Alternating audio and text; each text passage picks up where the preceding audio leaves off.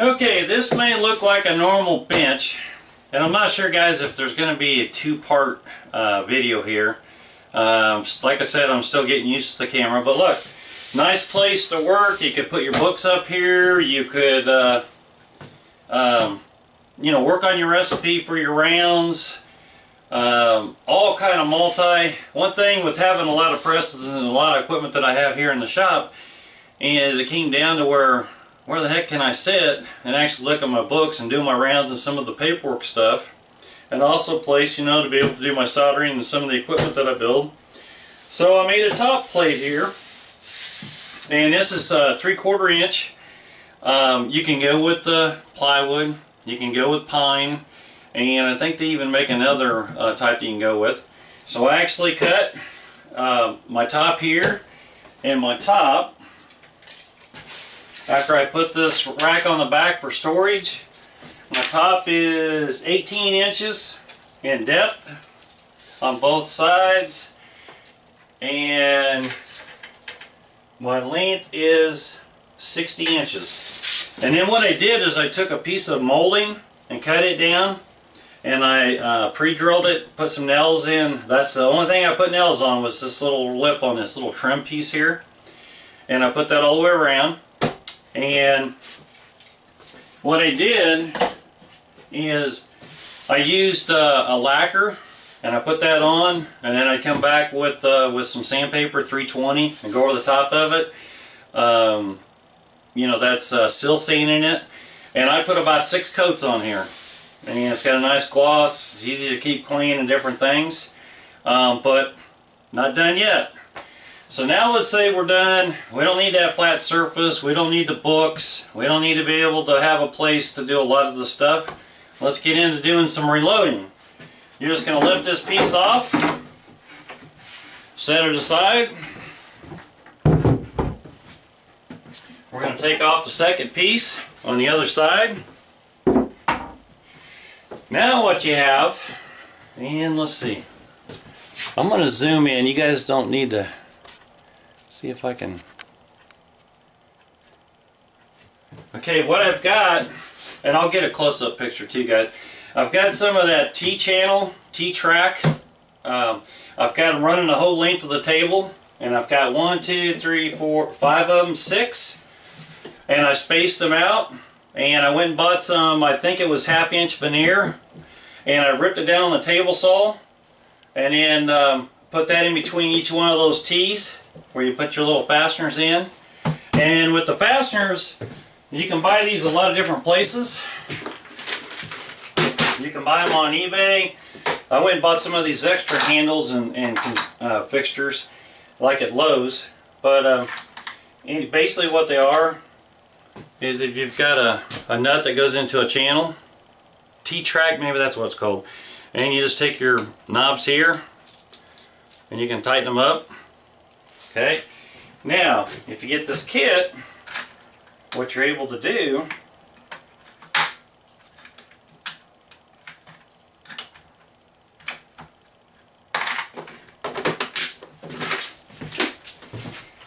alright, set that aside.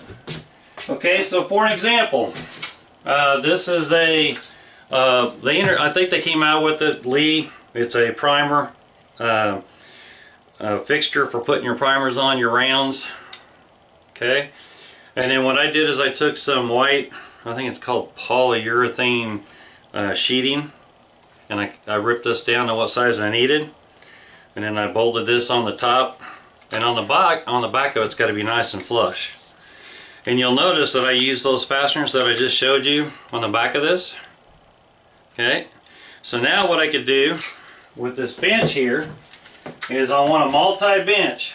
So what I want to do is I'm going to take this, and let me get it lined up.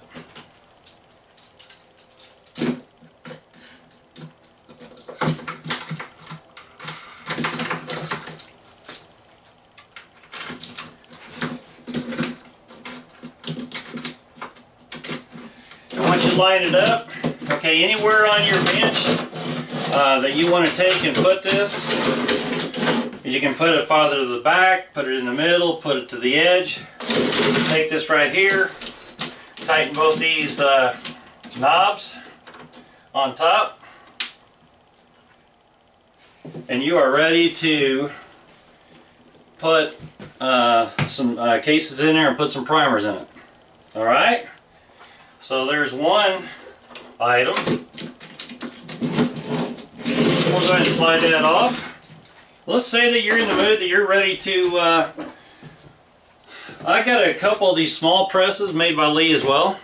These presses work if you're going through to do something real thick, if you're trying to take some needle rounds or something, you want to go pretty thick through it, you don't want to use a big press, you can use these little ones, they work out really well. Same thing applies here. I took and put those screws on them with the little knobs. Okay, and you can do the same thing. This one here, because it's got to be able to pull the handle down, you want to put your T-track to the outside edge. And again, they got to go through this track here.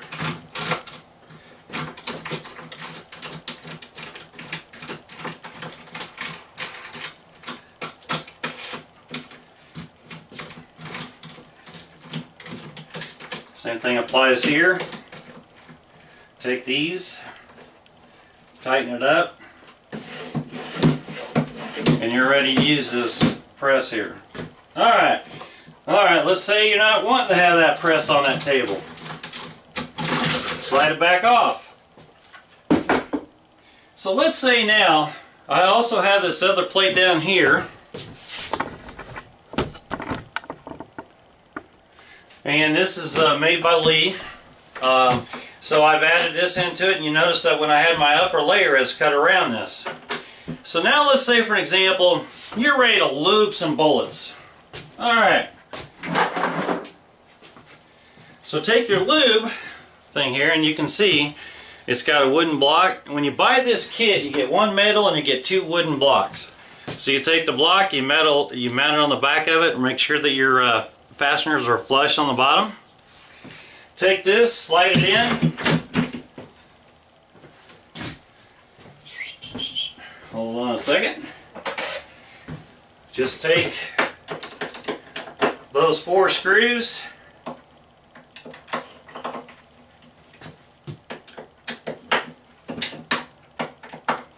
Tighten those 4 screws up, and look, you can lube. If it ain't moving, the bench is solid. Alright, so now you say, you know what? I ain't lubing today.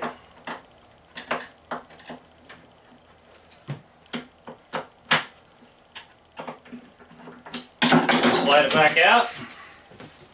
Set it aside. Let's say, for an example, today you want to go and you want to maybe put some powder in, some 30-30, 30-06, 308s. Okay, here's a Lee powder drop. They've got several different types you can get. Take that, slide it in here.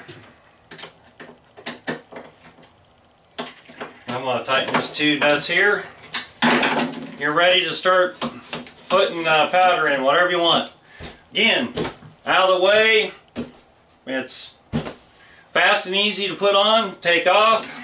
Alright, now, you decide today I ain't messing with powder. Alright. Let's say today you want to pull out your, let's see here. Today we want to clean our AR-15. Alright. Now I've got several of these. They make them for your semi-automatic, like your Glocks, your 9mm. They've got one for 40-45. They got them for AR-15s, 308s. I think in total, I think there's 5 of them that you can get. And again, these have the same bottom feet that I made. It's got the knobs on the top. Same thing you see here. And on these, you'll notice that they're opposite side. This one's on this side with a cut. This one's on the other side. Okay, today we're going to clean an AR-15. So what we're going to do is we're going to slide these two onto the bench here.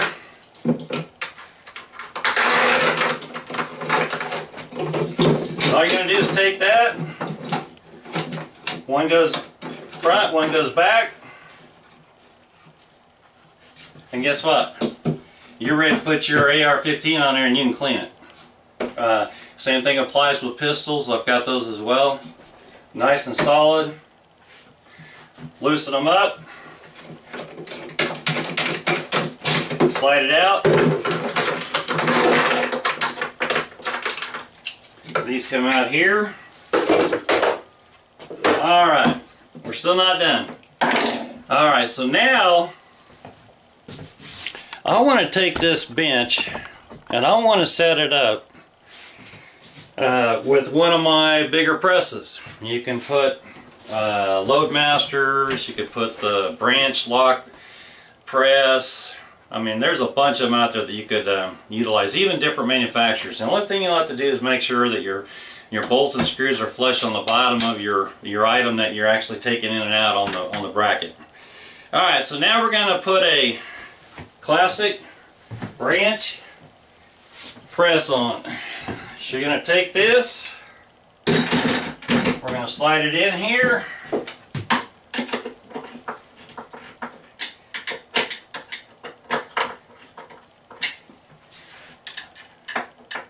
And we're going to go ahead and tighten those. Alright, so now we have a press here.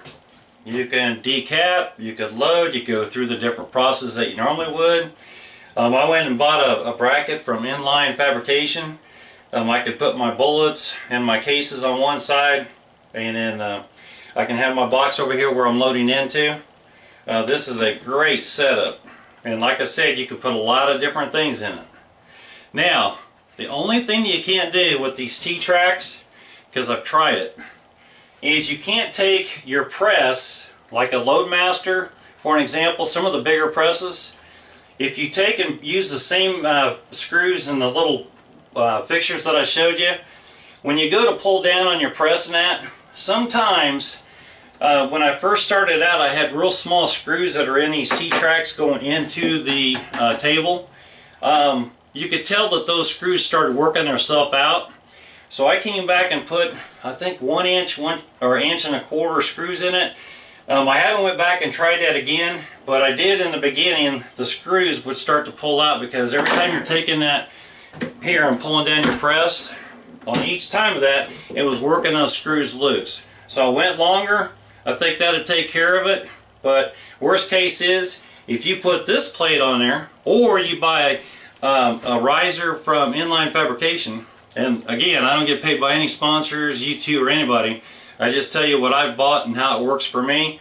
I do have a riser with Inline Fabrication on my shot shell reloader, which I'll show you later down the road. But this system works out very well.